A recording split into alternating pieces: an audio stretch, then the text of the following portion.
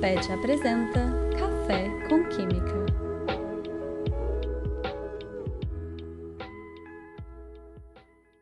Olá pessoal, eu sou a Linara, estudante de licenciatura em Química e integrante do grupo PET Química e UNB-MEC. E sou acompanhada aqui hoje da Larissa Cavalcante, também estudante de Química Licenciatura. E também integrante do grupo PET Química e UNB-MEC. No episódio de hoje, teremos conosco a especialista em regulação Valéria Silva Ferreira como nossa entrevistada. Teremos um momento de conversa sobre a formação, a trajetória e também as experiências adquiridas ao longo da carreira. Seja bem-vinda ao Café com Química, Valéria. Muito obrigada por ter aceito o nosso convite. Olá, queridos. Muito obrigada pelo convite. Estou bem animada para nossa conversa. Então, Valéria, vamos começar aqui, falando. Você se formou em Química, pela Universidade de Brasília. E, sim, embora tenha nascido no estado de Goiás, a gente queria saber se você poderia compartilhar conosco as motivações que a levaram a estudar em outro estado e dar algumas dicas para os estudantes que desejam seguir uma carreira acadêmica em instituições fora de sua localidade. Bom, então, a minha trajetória para chegar até aqui, ela é permeada de pessoas. E eu sou de Jataí, que é uma cidade do interior de Goiás. E eu tinha alguns amigos que, na época, quando eu estava no ensino médio, me apresentaram ao pais. E eram amigos que já estavam fazendo o processo seletivo e eles me incentivaram. E foi muito interessante, porque eu tinha em especial um amigo, um colega de escola mesmo, que tinha um irmão que estava estudando para medicina na UNB. E esse irmão, o Thiago, ele era simplesmente apaixonado pela UNB. Então, toda vez que a gente se encontrava, ele falava muito bem de como ele desejava e que ele já havia visitado a UNB e achado uma universidade de referência. Então, assim, ele foi povoando minha cabeça e essas outras pessoas foram povoando de desejo de conhecer uma universidade fora. Casou também que, na época, isso tem muito tempo, a Universidade de Goiás tinha poucos cursos em Jataí. Então, a gente tinha Direito, Educação Física. Sou uma pessoa baixinha, não tenho muitas aptidões para Educação Física. E eu gostava mesmo era de exatas. Então, na época eu fiz o Enem, fiz PAS, fiz vestibular. Acabei passando na Universidade de Goiás também, para Engenharia de Alimentos. Mas Brasília, ela trazia uma vontade, assim, eu tinha muita vontade de morar aqui, de conhecer a cidade, e aí casou que eu consegui a aprovação no PAS, e aí eu vim fazer Química aqui.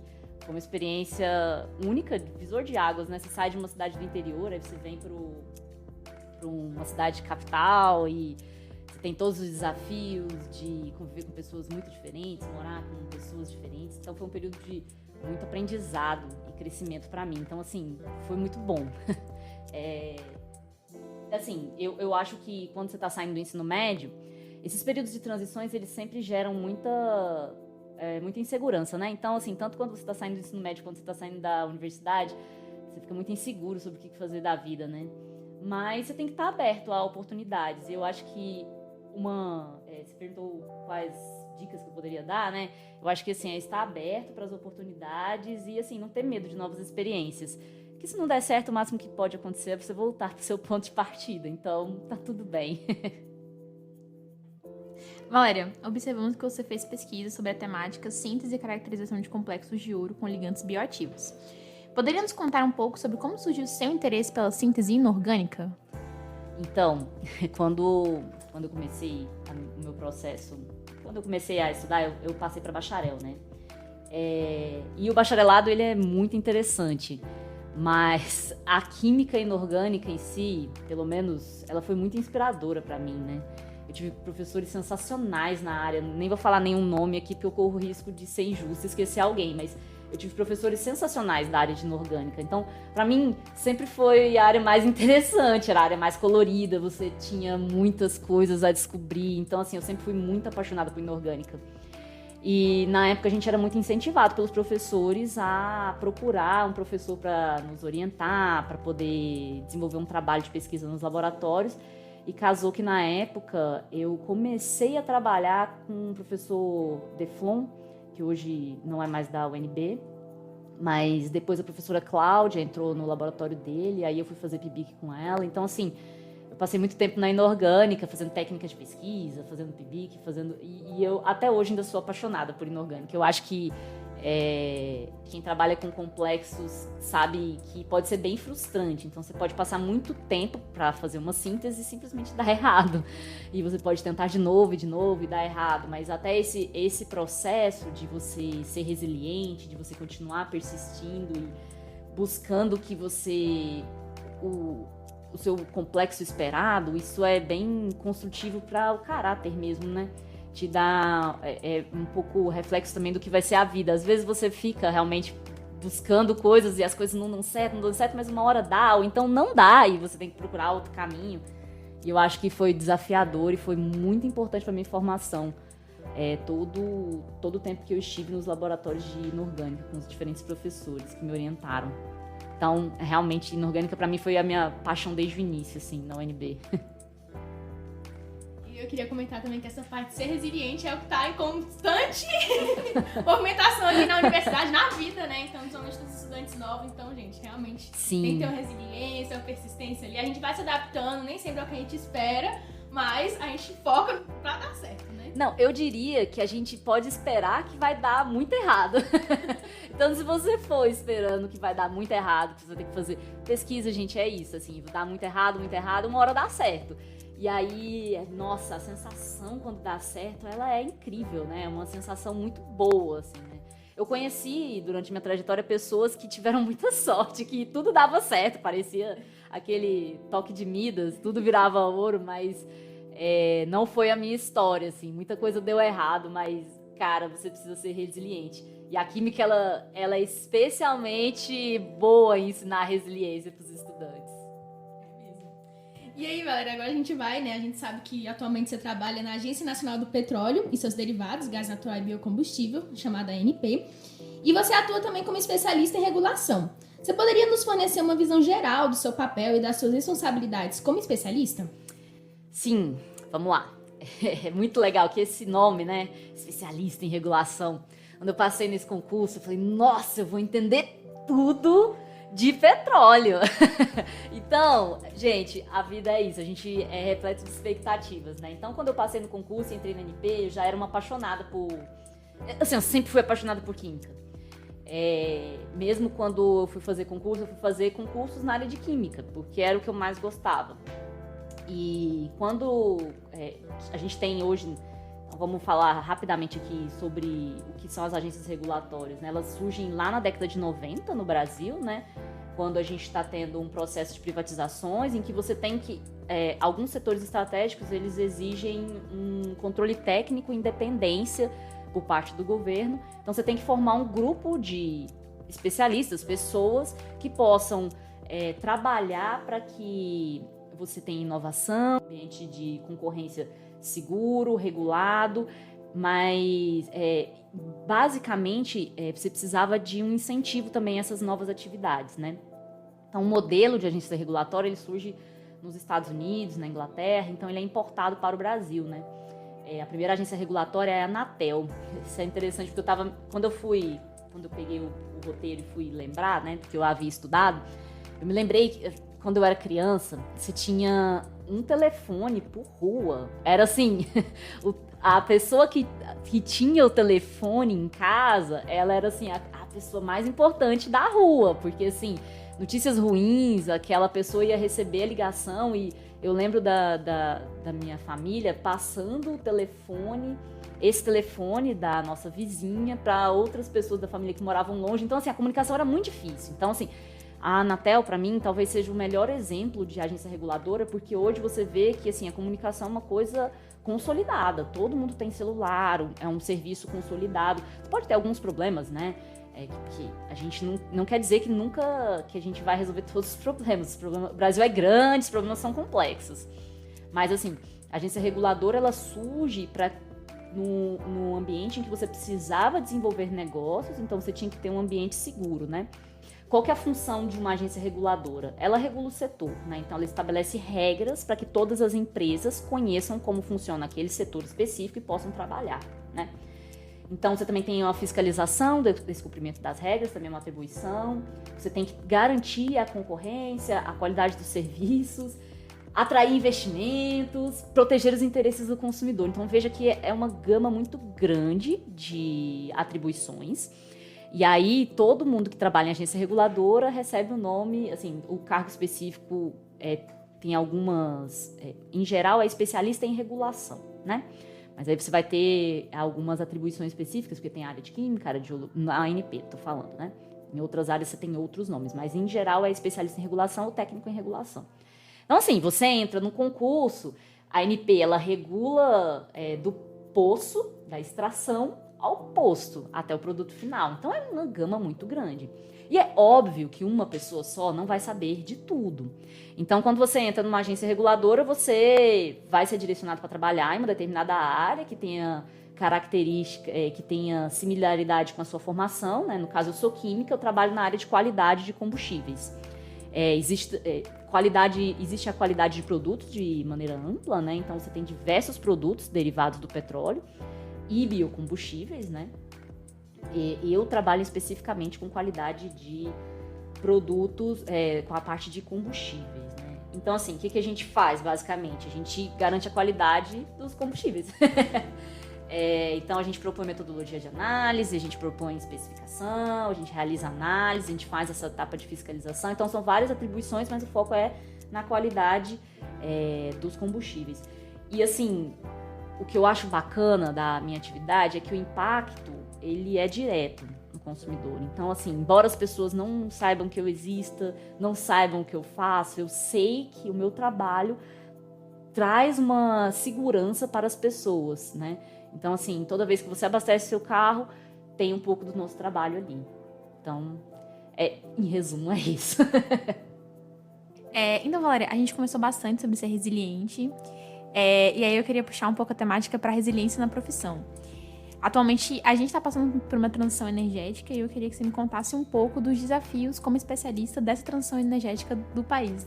Você comentou um pouco dos biocombustíveis, como é que está sendo para vocês fazer essa transição do fóssil para o bio? Transições são difíceis, transições são complexas, transições geram insegurança e não seria diferente para quem trabalha na área. Não é porque a gente trabalha há muitos anos observando o mercado. E, assim, uma das vantagens de trabalhar em uma agência é que é um trabalho muito técnico. Então, ele exige muito estudo, ele exige muita conversa, mas você sempre está ali em contato direto com as inovações no setor. Então, assim, mas, de fato, hoje a gente está num período muito numa explosão de inovação, né? A gente teve a aprovação recente da Lei de Combustíveis do Futuro, a gente tem um mercado para hidrogênio como combustível se desenvolvendo. Então, assim, são muitos desafios. A gente vai precisar de muita tranquilidade para poder pavimentar esse caminho, né? Porque o Brasil, ele já tem há muitos anos uma vocação para o desenvolvimento de novos combustíveis, né? O Brasil é pioneiro, né? Na implementação e no desenvolvimento dos biocombustíveis. E a ANP faz parte desse processo, né? Ela atuou durante a especificação do álcool, atuou na especificação do biodiesel, então ela atuou na fiscalização desses novos mercados. Então, assim, a gente já tem uma expertise no desenvolvimento de novas especificações para que a gente garanta, o que eu falei lá no início para vocês, a gente precisa garantir que haja segurança para que o mercado possa investir, porque quem investe é o mercado, né? São os produtores, são os agentes de inovação. Mas a gente tem que garantir uma segurança jurídica. Então, eles têm que saber que não vai ter uma mudança brusca de regulação no curto período. Então, assim, hoje a gente já tem um processo muito consolidado de como construir regulação. Então, a gente tem as nossas políticas, a gente tem um processo de análise de impacto regulatório muito consolidado, que tem etapas muito claras e é muito transparente. Então, a todo momento a gente convida o setor para que dialogue conosco. Esse processo ele é sempre aberto à sociedade também, então a gente tem a etapa de consulta e audiência pública em que qualquer cidadão pode participar da construção do nosso arcabouço regulatório. Então, assim, a gente vê esse período como um período de muito trabalho, porque é muito conteúdo novo, né? É muita coisa ao mesmo tempo, mas ao mesmo tempo a gente tem segurança de que, assim, a gente tem um processo que por vezes pode ser até um pouco moroso no lançamento de novas resoluções, mas ele garante uma segurança de que a gente ouviu todos os integrantes do mercado, de que a gente considerou todas as questões envolvidas, né? Porque a gente tem que balancear, né? Equilibrar interesses diferentes, ele não é lá muito fácil, né? Então, por isso que você tem que ter um processo em que você ouça todo mundo, em que em determinado momento você debata isso, que você proponha diferentes opções regulatórias, que você pese, analise o que é melhor, né? Falando o que você tem que...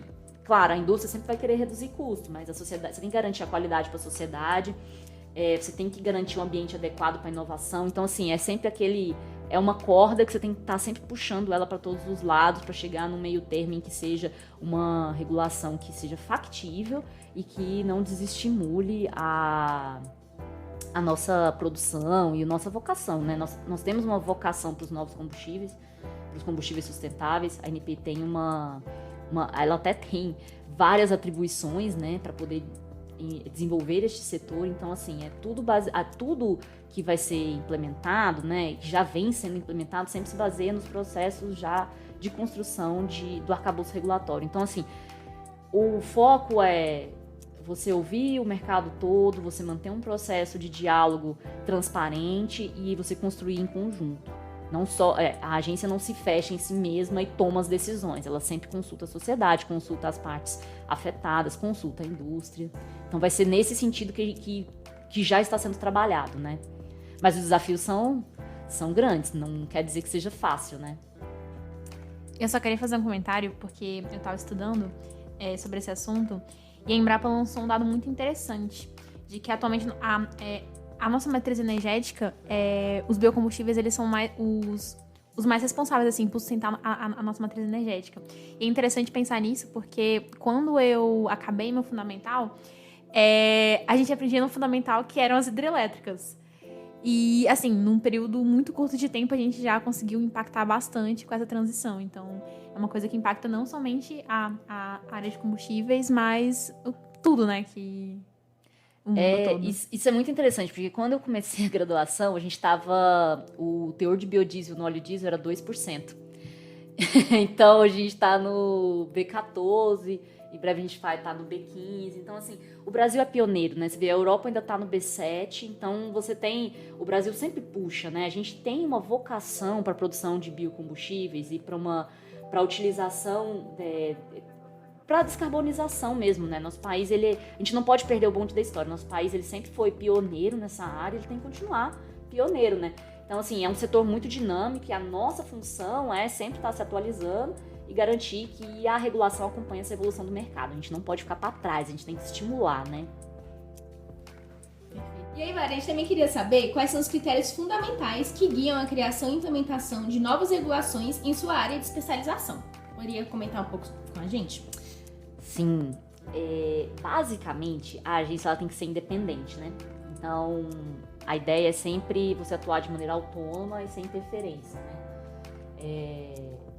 Para isso a gente conta com um quadro técnico bastante robusto, né? Eu faço parte de uma equipe que tem muitos mestres e doutores, então assim é sempre todas as decisões são baseadas em análises técnicas mesmo. Então quando eu entrei na ANP, eu me surpreendi, assim, eu estava chegando muito jovem, ainda não tinha mestrado, e todo mundo aqui tem mestrado, todo mundo tem doutorado, mas é quase uma exigência, porque você precisa de uma qualidade muito grande nessa construção desses requisitos técnicos, né? E quando você está ali... E outra coisa, a gente tem que equilibrar bastante os interesses, né? Diversos. Então, assim, você vai estar lidando com pessoas do outro lado da indústria muito capacitadas também. Então, assim, a conversa tem que ser de igual para igual. Então, esse é uma das premissas, né? Outra coisa, a gente precisa acompanhar a inovação tecnológica. Então, parte do nosso trabalho é estar sempre se atualizando. Então, sabendo quais são as novas tecnologias, especialmente agora no caso das energias renováveis. Assim, a transição energética ela oferece um desafio muito grande para todos, né? Mas em especial para a gente que vai construir o arcabouço regulatório sobre o qual essa transição vai se dar. Então, basicamente, se eu puder listar duas, eu falo, essas são as duas premissas, assim. Mas você tem várias coisas que você tem que levar em consideração, né? Então, assim, você tem que equilibrar os interesses, você tem que trabalhar de maneira a fazer uma regulação que não seja rígida, de maneira que vá a impedir o mercado de se desenvolver. Mas também você não pode ser tão flexível que você comprometa a qualidade e segurança. Então, assim, é sempre isso, é sempre um trade-off, é sempre uma escolha e você tem que ficar transitando. Então, assim, a gente sempre cria as resoluções a partir de estudos técnicos, da comunicação com as partes interessadas, consideração de várias opções regulatórias, e é isso, basicamente, né? Valéria, você comentou sobre estudos, então vamos trazer essa entrevista um pouco para essa temática. Dentro da ANP, você trabalha no Centro de Pesquisas e Análises Tecnológicas, o CPT. Poderia nos contar um pouco sobre a fomentação de pesquisa dentro de uma agência de regulação? Esse é um tema bem interessante, Linara, porque até bem pouco tempo atrás, a ANP ela trabalhava apenas com orçamento da União, né?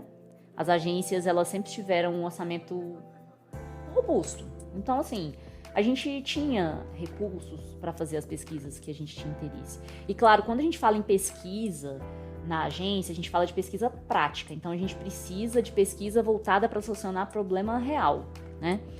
Não é pesquisa básica. Embora eu ache que a pesquisa básica é fundamental e ela guia muita coisa que a gente faz depois ao longo da vida, mas na ANP a nossa pesquisa tem que ser uma pesquisa bastante focada para quais os problemas que a gente está vendo no nosso mercado em específico. Então, durante muito tempo a gente sobreviveu só com orçamento público, né? Que é o mesmo orçamento que vai para as universidades e tudo. Hoje em dia a gente vive um cenário de escassez de recursos, então a gente tem procurado novas fontes de recursos, né? Novas fontes de fomento para continuar mantendo as nossas pesquisas.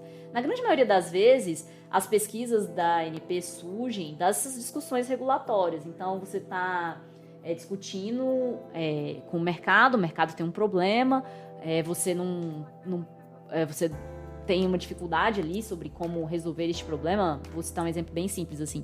Você tem uma norma específica que é utilizada na especificação de determinado produto, que ela é muito complexa, muito cara. E aí você quer que esse produto entre no mercado, né? Ele seja mais...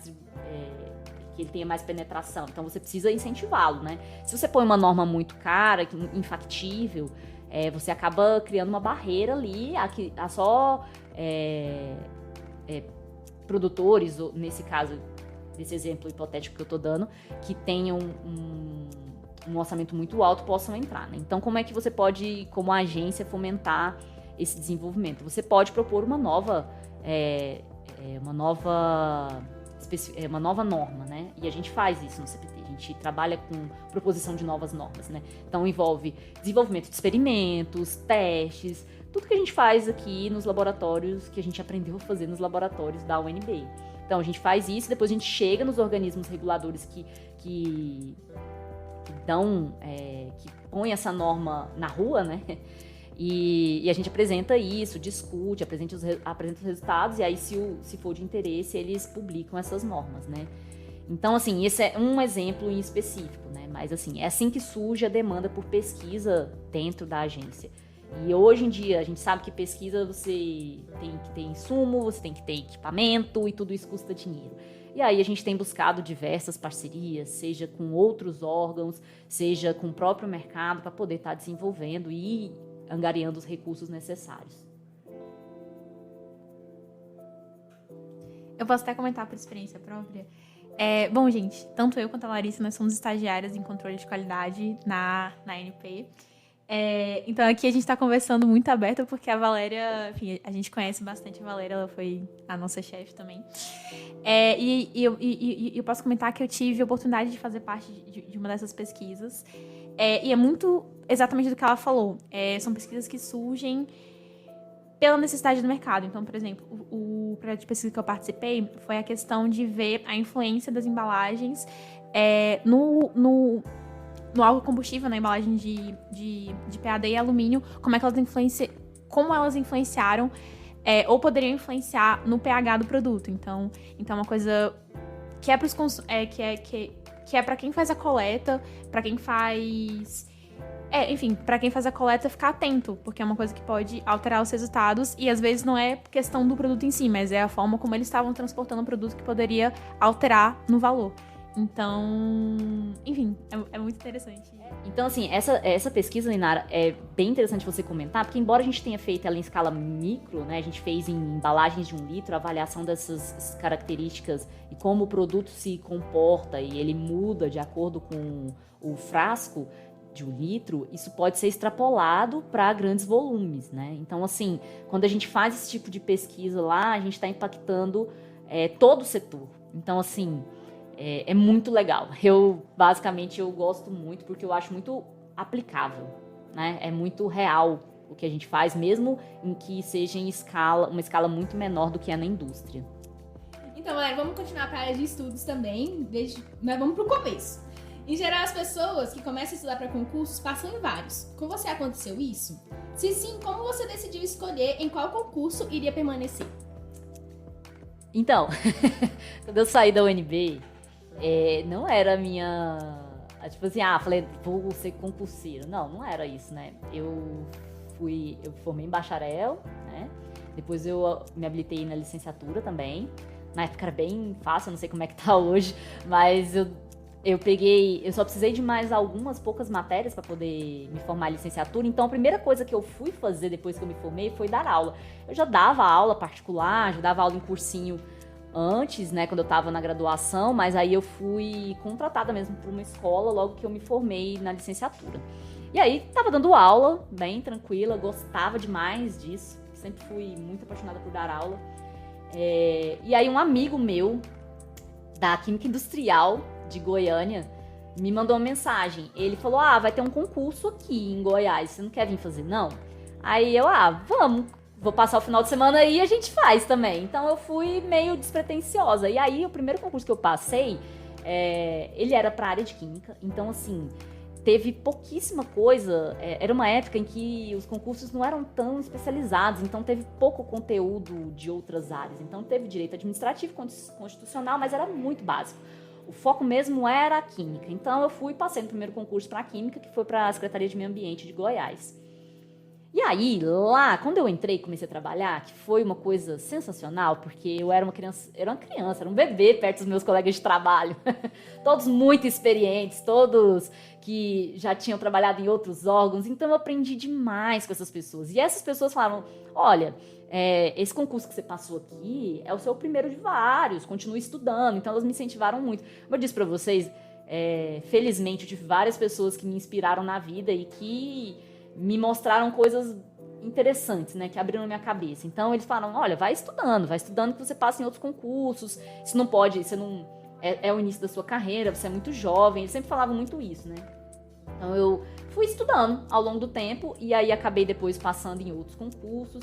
Mas uma coisa que eu sempre tive é que eu amava química, entendeu? Eu cheguei na química meio sem querer e fiquei por paixão mesmo. Então, eu queria trabalhar com química. Então, eu fui escolhendo os concursos da área de química e isso deu uma certa facilidade para mim. Tanto para estudar, porque me deu motivação, porque eu gostava de química, então era mais fácil. Quanto, assim, eu já tinha aprendido... A UNB é muito boa em te ensinar a estudar, né? Então, você sai daqui, você sabe estudar. Você tem resiliência, você já passou por muita coisa. Já passou por muitas dificuldades. Então, assim, não é ali um desânimo de uma reprovação em um concurso que vai te desanimar. Então, você continua tentando e vai passando. Na época que eu acabei passando para a ANP, eu passei em alguns outros concursos, mas é porque a ANP, cara, ela me encheu os olhos, assim, tipo... Nossa, eu queria muito a ANP ou a Anvisa, né? E aí eu queria muito, eu falava, cara, ia ser muito legal se eu pudesse trabalhar lá. E olha que louco, né? Eu estudei na UNB e nunca soube que aqui do lado tinha um laboratório tão interessante quanto o laboratório da ANP.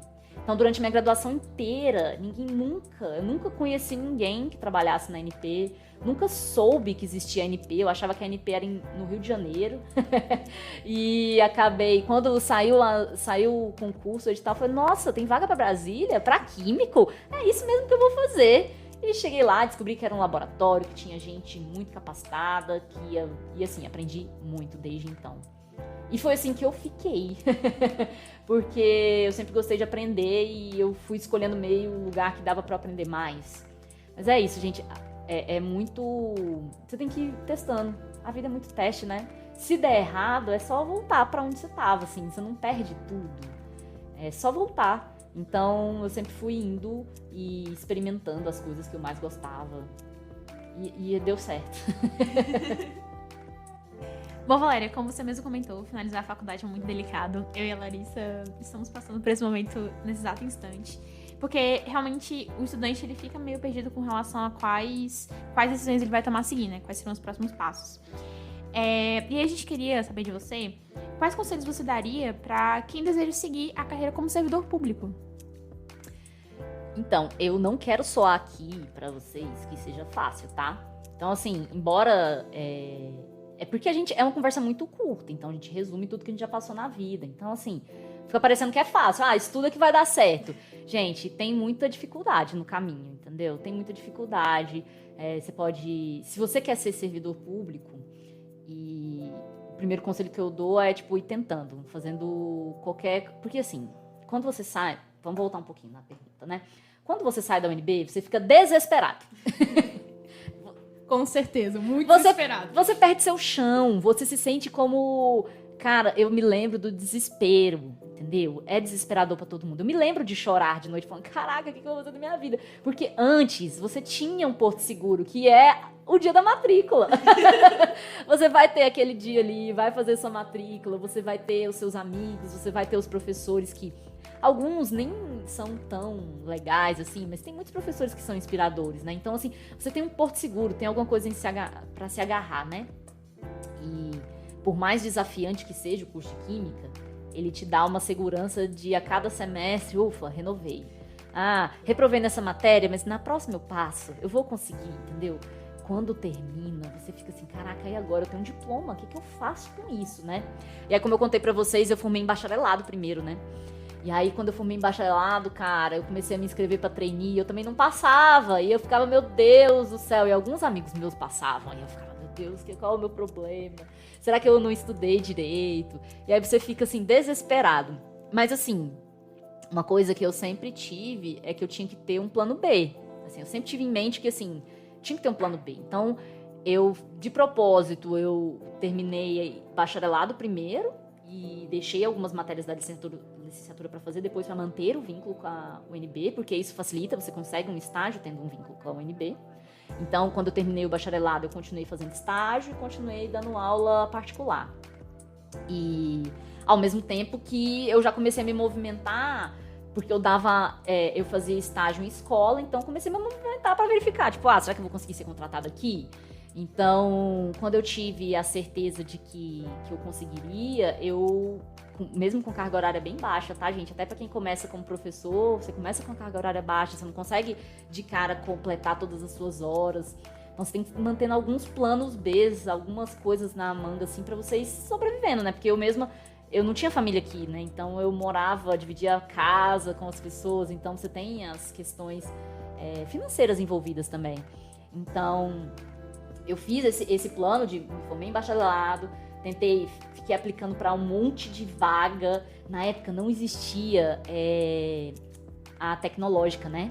Então a gente só tinha bacharelado em Química e licenciado em Química. Então, para muitas indústrias, você ainda aceitava um bacharel, o CRQ ainda aceitava. Hoje em dia eu sei que já não aceita, né? Você tem que ter habilitação tecnológica, no mínimo, né? E para muitos casos é só engenharia, né, agora. Então, é isso, você tá desesperado.